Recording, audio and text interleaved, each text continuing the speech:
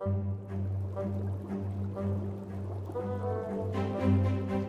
everyone and welcome to Elementary Experiments Summer Edition. So because we have summer reading going on from June 17th all the way until August 10th, we are doing our videos a little bit differently just because we are all so busy at the library. So in Elementary Experiments, we are doing an extra activity, but instead of walking through the activities with you here on screen, I'm just going to be describing them and giving you the instructions. We will still walk through the crafts together. Remember, you can pick up the craft kits at the Manchester City Library if you are in grades 1 through 6 at the children's desk. As before, we will be going with our summer reading weekly themes. We are having elementary experiments every other week, so we'll be kind of covering 2 weeks each time. All right, let's see what we have for this week's elementary experiments.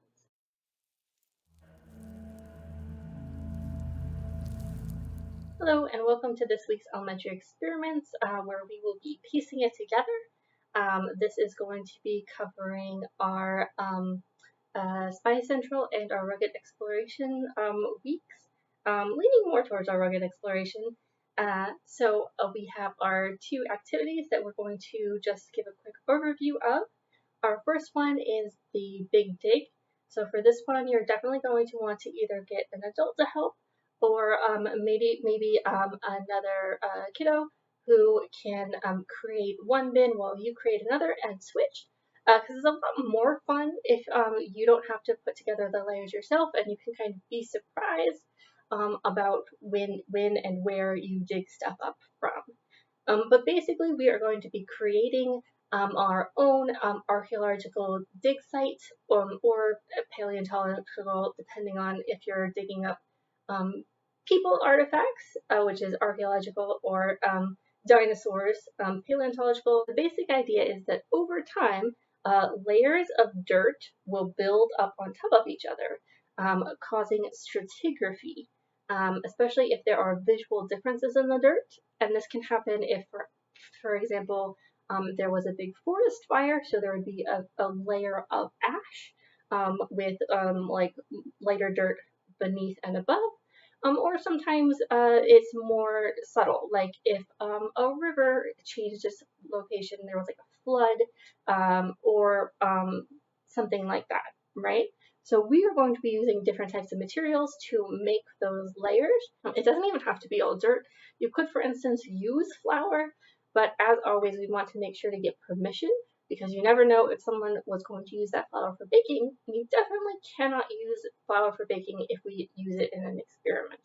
Remember, we never eat the things we experiment with unless it is our plan to have a finished product that is fit for eating all the way through the experiment, which is not the case this time. And as you make the layers, you're going to be putting in different types of things. For example, if you have dinosaur figurines, this would be a great place to use them. Possibly if you have some little dollhouse cups or other kind of tiny silverware, because that is a lot of what we find in archaeological digs, because they last for a long time. Or other things that, again, you are allowed to bury in the dirt or whatever else you are using. And so put those in as you build up your layers. And then either you or the person that you hand it off to is going to create a grid and search methodically through keeping records, because that's what you do when you are being an archaeologist or a scientist in general. It is important to record your processes and discover which items that were buried are in the newer layers, which are on top, or if it is an older item, which are going to be in the lower layers. I hope that you have fun with this. I'm going to give you some items that you can print out to help you, or you can just go at it on your own and have fun.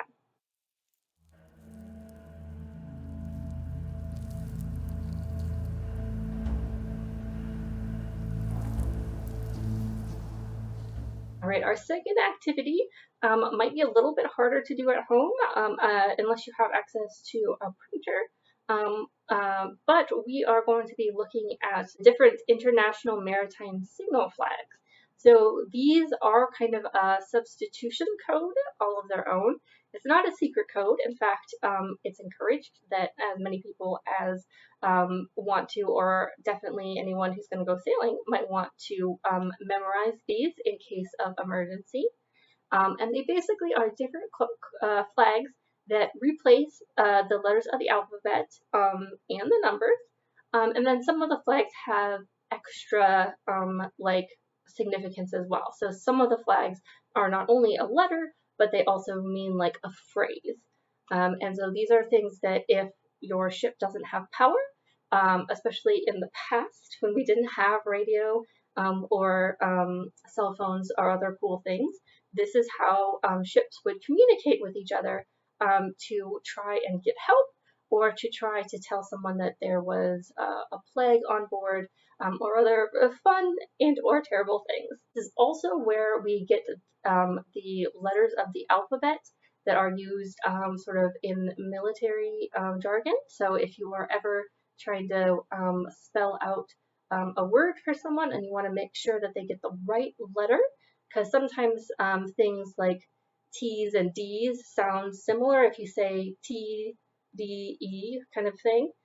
So you would use these words as kind of like standard ways to make sure you're not misunderstood. So we are going to show you the flags that there are there, and then you can try and memorize them and make a game with them with your friends and or family.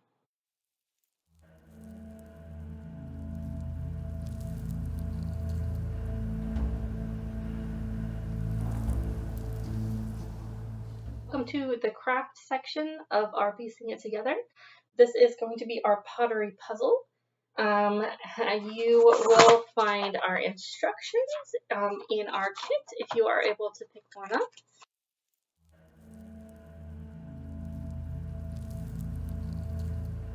As well as a little clay pot. You're going to get some Q-tips. You're going to get some paint in little jars. I put it on this paper.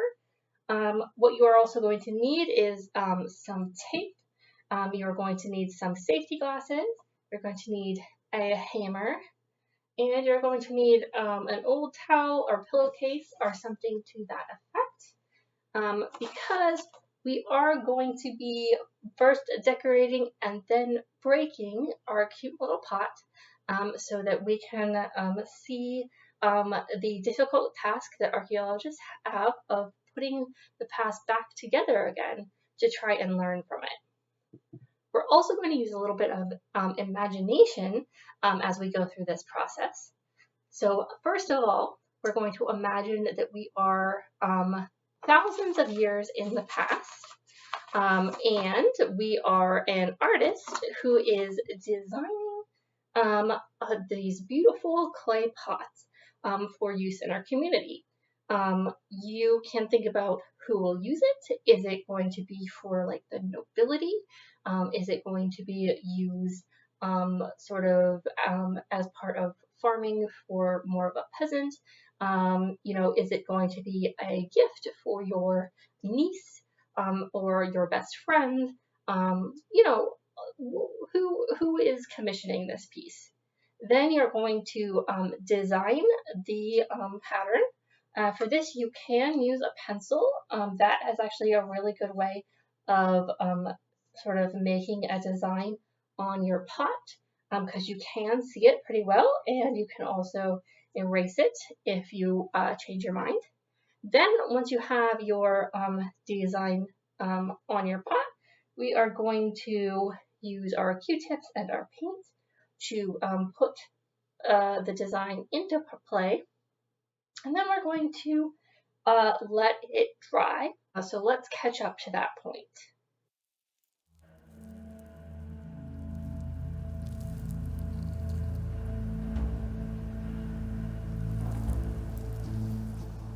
So I decided that my pot was going to be used in the decoration of a temple to our local water deity or our local water god. So I did some water symbology on the bottom with the rising and or setting sun and the clouds that kind of reflect the water in its motion.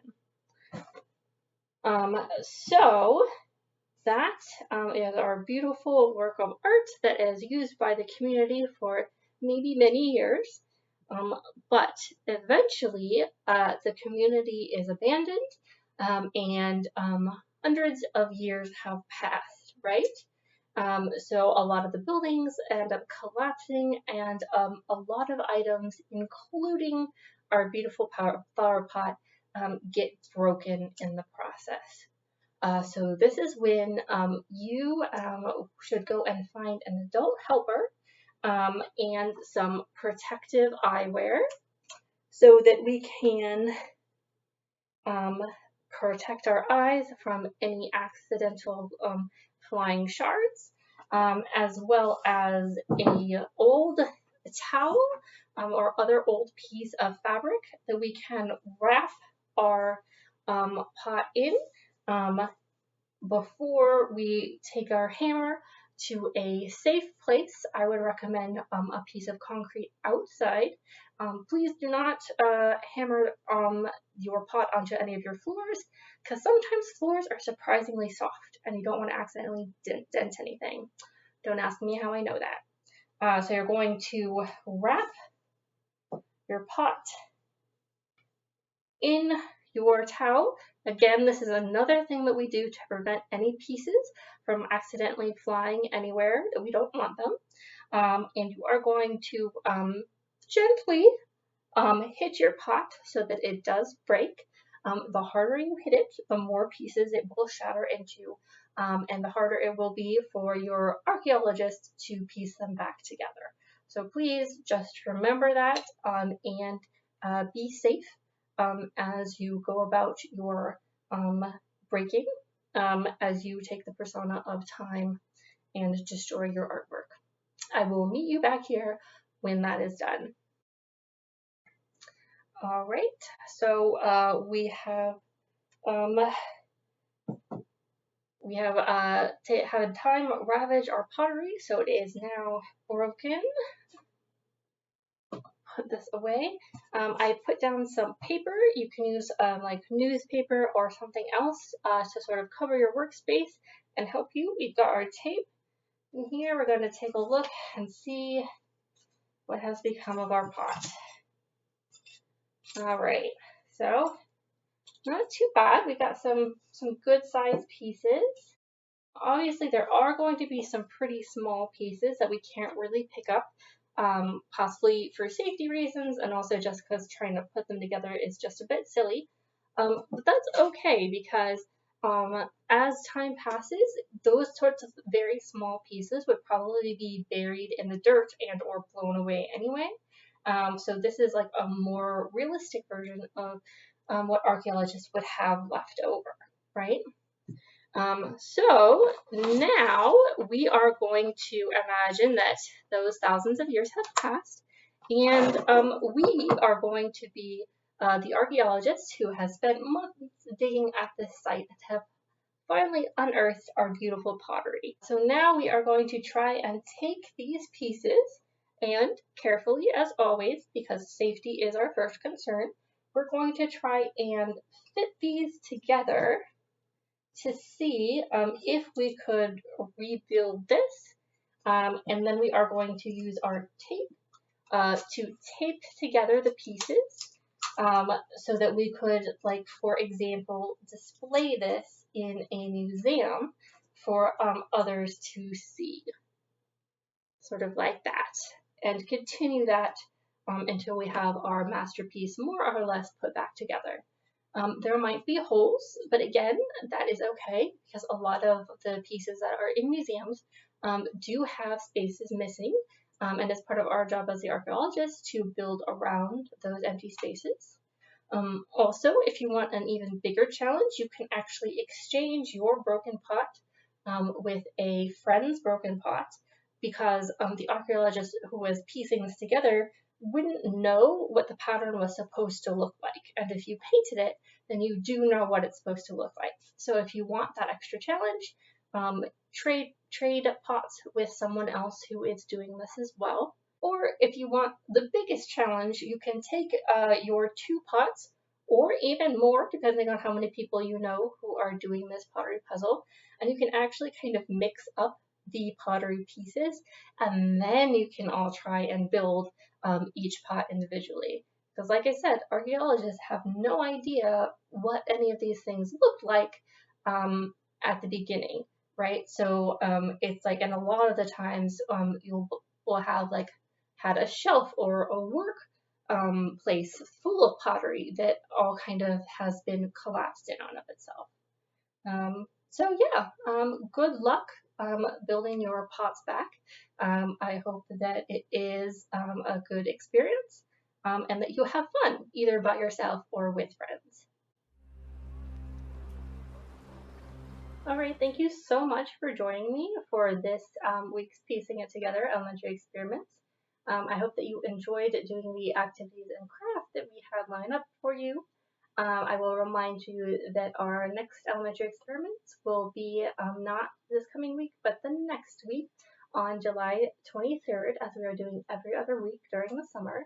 And our next elementary experiments will be focused on sci-fi and outer space adventures. So please join us for that if it sounds interesting.